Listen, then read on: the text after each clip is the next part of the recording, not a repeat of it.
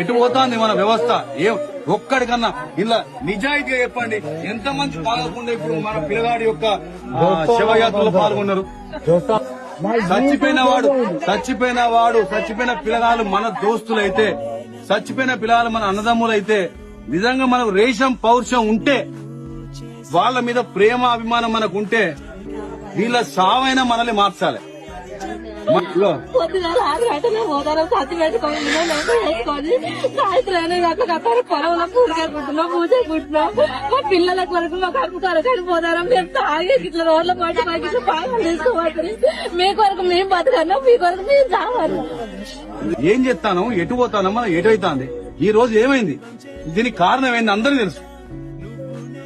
నిజంగా కనుక మీరు మన లోపల మానవత్వం ఉంటే, మన గుండెలు రాళ్లు కాకపోతే, మనం రాక్షసులు కాకపోతే, ఇప్పటికైనా అర్థం చేసుకుని జీవితంలో సాగుకు మించిన పెద్ద షాక్ ఉంటది. గంజా ఇలాంటి పట్టుకొచ్చి ఇస్తా అంటే మనం దొరకట్లేదు. నడిపోట్లో కలుగుదాం, ఇది ఆగుదాం, మార్చుకుందాం. జీవితం మళ్ళా రాదు. జీవితం మళ్ళా రాదు. మన ఊరి పిల్లగాడు నిన్నటి దాకా మనతో ఈ టైంకు బతికున్నాడు, మన మధ్యలో. ఇవాళ మన దగ్గర 2 పిల్లలు వేరు. అరే అని చెప్పి బుధం మీద చేసుకుంటూ కలిసి చదువుకున్నాం, కలిసి తిరిగినాం. ఇవాళ మనిషి వేయండి. తల్లిని నేను కష్టపడి 500,000 రూపాయలు నేను కూలి కైకిలు చేసుకొచ్చుకొని మీకు తిండి పెడితే మీరు మాకు కడుపు కోత మిగులుస్తానంటారు. మీ అందరు కొడుకులు తనకు పుట్టినా తాగుడే, సచ్చినా తాగుడే, ఎవడో గెలిచినా తాగుడే, ఎవడో ఓడిపోతే తాగుడే, ఎటు చేసి తాగుడు. దాని తోడు గంజాయిలు.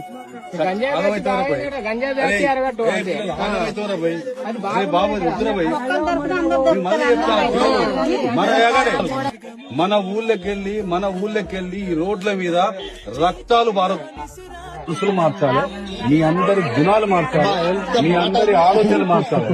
ఇవాళ మీరందరూ ఆయన కొడుకులు కావాలి. అప్పుడే నిజంగా మీ దోస్తుకి ఇస్తున్న మీరు నివాళి, నిజమైన నివాళి మీ దోస్తుకి ఇచ్చేందంటే, తండ్రి కొడుకును పోగొడుతున్న తండ్రికి మేమందరం బాబు మీ కొడుకులమే. మీకు నిజం చెప్తున్నా, పిల్లలు, నేను శనిగరం బిడ్డని, నేను చెప్తానా, మీకు రేషం పౌరుషం ఇంత అంత ఉంటే, మన అవ్వలు చెప్తున్నా ముచ్చట్టు, మన దోస్తు సాక్షిగా బంద్ చేయాలి. అదే పద్ధతి బంద్ చేసి ఆ దోస్తే మనల్ని